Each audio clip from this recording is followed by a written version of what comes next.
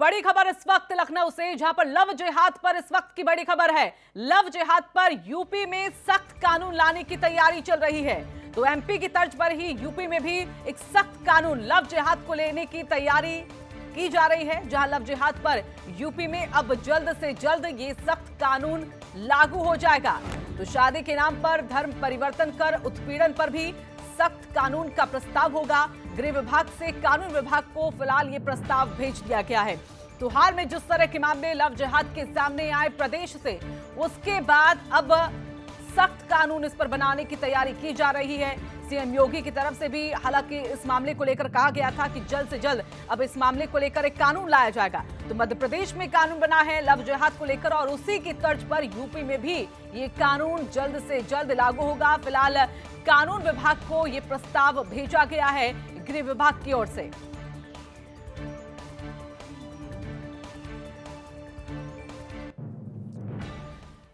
और ज्यादा जानकारी के लिए रुख कर लेते हैं अपने सहयोगी नरेंद्र यादव का। तो नरेंद्र, पहले से ही ये साफ था कहीं ना कहीं कि यूपी में अब जल्द से जल्द जो लव जिहाद को लेकर कानून है वो बनने वाला है। अब कहीं ना कहीं जो प्रस्ताव है वो भी पूरा तैयार, यानी कि माना जाए जल्द से जल्द ये कानून लागू हो जाएगा प्रदेश में। देखिए, गृह विभाग की तरफ से अभी विधि विभाग को यह प्रस्ताव भेजा गया है और उसकी समीक्षा की जा रही है कि किस स्तर पर और कैसे इसमें और सुधार किया जा सकता है, किस तरीके से इसे और प्रभावी बनाया जा सकता है। ये सारा निर्णय विधि विभाग को लेना है।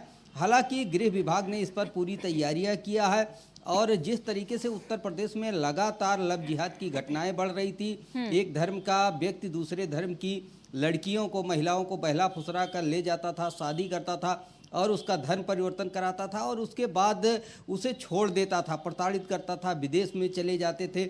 ऐसे तमाम मामले उत्तर प्रदेश में आए कि लड़कियों के साथ, महिलाओं के साथ शादी की गई और उनका पति विदेश में रहने लगा। वो उत्पीड़न की शिकार हुई, दर दर भटक रही थी।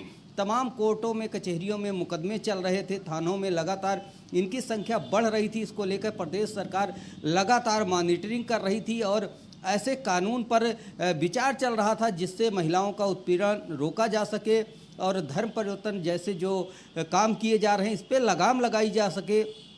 इसी को देखते हुए गृह विभाग कई महीने से इस प्रस्ताव को तैयार कर रहा था। अब प्रस्ताव तैयार करके विधि विभाग को भेज दिया गया है और वहां पर समीक्षा होने के बाद इसे एक कानूनी जामा पहनाया जाएगा। इसके बाद इसे कैबिनेट में रखा जाएगा। कैबिनेट की मंजूरी के बाद एक कानून बन जाएगा जिससे तमाम महिलाएं जो उत्तर प्रदेश में उत्पीड़न का शिकार होती हैं, धर्म परिवर्तन की घटनाएं होती हैं। बिल्कुल नरेंद्र, लेकिन हाल में अगर देखा जाए तो मामले सिर्फ उत्तर प्रदेश से सामने नहीं आए, बल्कि हरियाणा, मध्य प्रदेश की बात करें, कर्नाटक की बात करें तो यहां से भी मामले सामने आए। मध्य प्रदेश में तो कानून को एक शक्ल दे दी गई है। क्या उसी की तर्ज पर वही कानून यहां पर यूपी में होगा या कुछ बदलाव भी इसमें हो सकते हैं जो प्रस्ताव भेजा गया है फिलहाल? देखिए, गृह विभाग की तरफ से जो प्रस्ताव भेजा गया है उत्तर प्रदेश की घटनाओं को देखते हुए भेजा गया है। जिस तरीके के हालात यहाँ पर पैदा हो रहे हैं उनसे निपटने के लिए प्रदेश सरकार तैयारी कर रही है। निश्चित तौर पर ये उत्तर प्रदेश का अलग कानून होगा, लेकिन जिस तरीके से मध्य प्रदेश में किया गया है तो वहाँ का भी कुछ प्रावधान इसमें लिया गया होगा, क्योंकि जो नेचर है लगभग पूरे देश में इसी तरीके का है। तो उत्तर प्रदेश में अब इसे लागू करने की पहल की जाएगी विधि विभाग की मंजूरी के बाद। जी बिल्कुल। और हाल में देखा जाए तो इलाहाबाद हाईकोर्ट की तरफ से भी ये कहा गया था, उसमें बयान में दलील यहाँ पर जो सामने चीजें आई थी कि महज एक शादी के लिए जो धर्म परिवर्तन किया जाता है वो अवैध है। इसके साथ ही उस दौरान भी हाईकोर्ट ने कहा था कि इस पर एक सख्त कानून लाने की जरूरत है और सरकार इस पर काम करे, और वो काम कहीं ना कहीं सरकार के जरिए अब कर दिया गया है। वक्त कितना और लग सकता है? फिलहाल जो गृह विभाग की तरफ से ये कानून विभाग को प्रस्ताव भेजा गया है, इसमें कितना और वक्त, कितना इंतजार करना पड़ेगा अभी? देखिए ऋतु, इस कानून को बनाने के लिए जो प्रस्ताव गया है गृह विभाग की तरफ से, उस पर विधि विभाग अपनी समीक्षा करेगा और एक एक पॉइंट पे कानून की कसौटी पर खरा रखने का प्रयास किया जाएगा। इसके लिए वहाँ भी कमेटी गठित होगी और इसको एक रूप दिया जाएगा जिससे कानून बन सके। तो तमाम खामियों को भी सुधारने का प्रयास किया जाएगा और जो अतिरिक्त कुछ चीज़ें शामिल करनी होंगी उसको भी शामिल किया जाएगा। अब इसका कुछ समय के लिए इंतजार करना पड़ेगा कि विधि विभाग इस पर कब तक अपनी तैयारियां पूरी करके प्रस्ताव को स्वीकार करता है और इसके बाद सरकार इसे कब कैबिनेट में लाती है। लेकिन जिस तरीके से तैयारियां चल रही हैं, कहा जा सकता है कि ज़्यादा समय इसमें नहीं लगेगा, क्योंकि प्रदेश सरकार भी चाहती है कि ऐसा कोई कानून आए जिससे धर्म परिवर्तन को रोका जा सके और इससे उत्पन्न होने वाली परिस्थितियों को भी कंट्रोल में किया जा सके, क्योंकि बड़ी संख्या में महिलाओं का इस मामले में उत्पीड़न हो रहा है। ऐसे हजारों केसेज उत्तर प्रदेश में दर्ज हैं जिसमें महिलाएं न्याय के लिए भटक रही हैं। मामले बहुत पहले से हैं और कहीं ना कहीं अंदर खाने से इसको लेकर तैयारियां बहुत पहले से चल रही है और इसको लेकर कई बार कहा गया है कि एक गैंग है जो कहीं ना कहीं इस पूरे मामले को लेकर काम कर रहा है और बेटियों के साथ यहां पर यौन शोषण किया जाता है और फिर उन्हें अपने प्रेम के जाल में फंसाकर फिर उनका धर्मांतरण किया जाता है। जिस तरह से ये लव जिहाद के मामले सामने आ रहे थे, उसके बाद जाहिर तौर पर कानून लाने की तैयारी सरकार के जरिए हमेशा से ही की जाती रही। जिस तरह से हमने भी कहा कि हाईकोर्ट ने भी यहाँ पर इसको लेकर एक टिप्पणी की थी कि सरकार इसको लेकर पहले से लाए।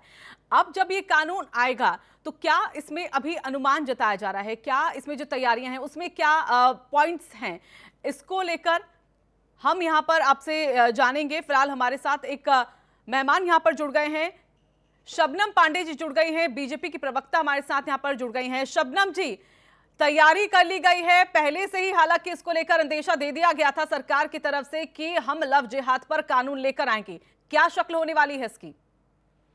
देखिए, सबसे पहली बात है कि जो स्पेशल मैरिज एक्ट हिंदुस्तान के संविधान में दिया गया है 1954 में, उस स्पेशल मैरिज एक्ट में ये साफ तौर पे किया गया है कि शादी करने के बाद, चाहे आप किसी भी रिलीजन में, किसी भी जाति में शादी करते हैं, आपको फोर्सफुली अपना रिलीजन बदलने के लिए कोई बाध्य नहीं कर सकता है, पर उस पर कभी भी कोई सजा का प्रावधान नहीं है। ये इलीगल जरूर है पर सजा का प्रावधान नहीं है।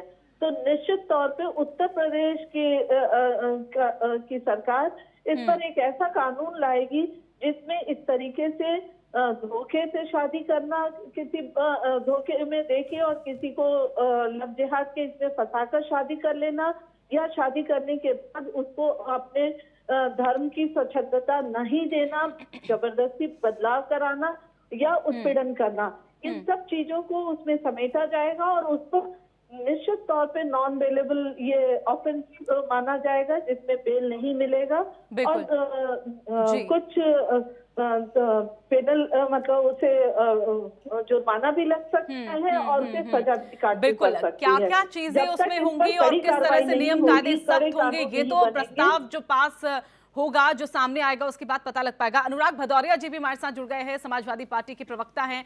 अनुराग जी, क्या कहेंगे इस पर? पहले से ही हालांकि अंदेशा इसको लेकर दे दिया गया था, जिस तरह के लव जिहाद के मामले प्रदेश में आ रहे थे, देश भर के तमाम राज्यों से आ रहे थे, अनुमान पहले से ही था कि लव जिहाद को लेकर कानून आएगा। अब इस पर आपकी कोई टिप्पणी? देखिए, भारतीय जनता पार्टी आपको पता ही है हर चीज चुनाव के हिसाब से करती है। मैं कह रहा हूं, कोई व्यक्ति किसी भी जाति धर्म का हो और किसी भी जाति धर्म का अगर किसी महिला के साथ अपनी आइडेंटिटी छुपा के संबंध बनाता है, मित्रता करता है, तो क्राइम कहलाता है। इस पे कानून सजा उसको मिलनी चाहिए, कानून में प्रावधान अच्छा होना चाहिए। लेकिन भारतीय जनता पार्टी इसका राजनीतिकरण क्यों करना चाहती? भाई, तो हिंदुस्तान की बात है, अच्छी बात है, कोई भी व्यक्ति हो, किसी जाति धर्म का हो, अपनी आइडेंटिटी क्यों छुपाएगा? वो तो अपनी पहचान छुपाएगा तो क्राइम कर ही रहा है ना, तो क्राइम की इसको सजा मिलनी चाहिए। लेकिन भारतीय जनता पार्टी चूंकि इस पे जोर इसलिए नहीं देना चाहती, इधर उधर की बातें इसलिए कर रही है क्योंकि चुनाव का वक्त है, वो बेरोजगारी चूंकि उसको पता है चरम सीमा पे, उस पर जवाब नहीं उनके पास में, कोरोना काल से लोगों की मौतें हो रही, उस पर जवाब नहीं उनके पास में, एम्बुलेंस दे नहीं पा रहे हॉस्पिटल में, उनके पास हॉस्पिटल में बेड नहीं, उसके जवाब नहीं है, उनके खुद के लिए किसान आत्महत्या कर रहे हैं, उसके जवाब नहीं है। सरकार पे आरोप लगाना है, जनता ने उपचुनाव में उसका जवाब आप लोगों को दे दिया है। मैंने तो दे दिया आपको जिस जवाब। तरीके से बेरोजगारी का रोना रोते हैं, जनता जानती है कि 3.5 लाख किसान आत्महत्या कर रहे हैं, युवाओं को 3.5 वर्ष में हमारी सरकार ने रोजगार दिया और आपने 5 साल में अरे मैं तो बोल दिया, रोजगार नहीं दिया। जनता जानती है ये मात्र भारतीय जनता पार्टी है जो कि रोजगार दे सकेगी। और जिस तरीके से महिलाओं का उत्पीड़न लगातार एक किसान आत्महत्या कर रहे हैं, उससे बोलिए, उससे महिलाओं को न्याय दिलाने के लिए सरकार कानून ला रही है, तो आपको कहीं न कहीं अनुराग जी, ये 3 तलाक को लेकर खींच तो नहीं है? कमाते हैं महिलाओं के उत्पीड़न होने पे, आप सचमुच महिलाओं के प्रति संवेदना नहीं रखते हैं। चिंता महिलाओं की करती है, कौन मंत्री आपका हाथ रख गया था बताइए ना। कौन महिला हाथरस गई थी आपकी? स्मृति ईरानी गई थी क्या? मुख्यमंत्री गए हाथरस? देखिए, जो हमारी सरकार ने कौन आपका नेता गया था? अभी यहाँ पे भारत की 25 सदन है, कौन नेता गया था? आपके नेता कहीं जाएंगे नहीं, टीवी में बैठ के यहाँ पे हम माहौल बनाना चाहते हैं, यहाँ पे सिर्फ माहौल बनाने की बात करते हैं, समस्या समाधान की बात नहीं करते। कितना तो उत्तर प्रदेश के लोगों के लिए है। शासनकाल में उसे संरक्षित किया जाता अरे मैं जो कुछ बोल रहा हूँ आप क्या बोल रही है? मैं कुछ बोल रहा हूँ, कुछ बोल रहा हूँ। अनुराग जी, हम समझते हैं कि तमाम पार्टियों के लिए बहुत क्रूशियल टाइम है, 2022 का चुनाव है, लेकिन क्या ये 3 तलाक को लेकर खींच तो नहीं जो सरकार ने क्लियरेंस दी थी? अनुराग जी, शबनम जी, मैं चाहूंगी आप थोड़ा संयम बरतें। शबनम जी, मैं चाहूंगी ये जरा क्लियर कर दे अनुराग जी, 3 तलाक को लेकर जो क्लियरेंस दिया, क्या इसके बाद भी डर तो नहीं कहीं? ये डर तो नहीं कहीं अनुराग जी? तो 3 तलाक को लेकर जो क्लियरेंस दिया, अब शायद इसको लेकर भी, क्योंकि देखिए सभी पार्टियां हैं 2022 को लेकर जो अपनी अपनी रणनीतियों पर चल रही है। आप बेशक बेरोजगारी के मुद्दे को बना रहे हो, हाथरस के मुद्दे को लेकर आए हो, लेकिन इस पर इस मामले पर आखिरकार पीड़ित क्यों ना जाए? किसके सामने गुहार लगाएगी पीड़िता? अरे मैंने तो आपको एक लाइन में ही बोल दिया था, पहला शब्द अगर आपके कान में नहीं जा रहा है, आपको बीजेपी की बात जा रही तो आप सुन लीजिए। मैंने तो पहले बोला किसी जात धर्म का व्यक्ति होगा अगर अपनी पहचान छुपा के किसी महिला के साथ दोस्ती संबंध बनाता है तो क्राइम है, उस पर मजबूत सर ये तो 3 तलाक के मामले में भी कहा गया था ना कि पति ने ही तो तलाक दिया है, किसी और ने नहीं। अनुराग जी, ये तो 3 तलाक के मामले में भी कहा गया कि मियां बीवी राजी तो क्या करेगा काजी? बात कुछ हो रही है, बात कुछ कर रहे हैं। आपको बीजेपी की प्रवक्ता बन के बोलना है तो मैं आपसे बात नहीं कर रहा हूँ, फोन रख रहा हूँ। अरे आप बीजेपी की प्रवक्ता की तरह बात कर रहे हैं, कमाल की बात कर रहे हैं। ये आपकी गलतफहमी होगी अनुराग जी, ये आपकी गलतफहमी होगी। ये सवाल सिर्फ मेरा आपसे है। अरे दो अगर नहीं, आपको लग रहा होगा आप एक अपनी बातों को ससुरा में बोलते जा रहे हैं, किसी को सुनो कर राजी नहीं है आप। पत्रकारों को भी कहते हैं कि चलिए अनुराग जी चले गए हैं, जाहिर सी बात है कि सुनने का मन शायद उनका नहीं है, बस बोलते जाने का है, और आखिरकार उनकी भी बात कौन सुने जब वो ही किसी की बात को सुनने को तैयार नहीं। धन्यवाद फिलहाल आपका शबनम जी हमारे साथ जुड़ने के लिए।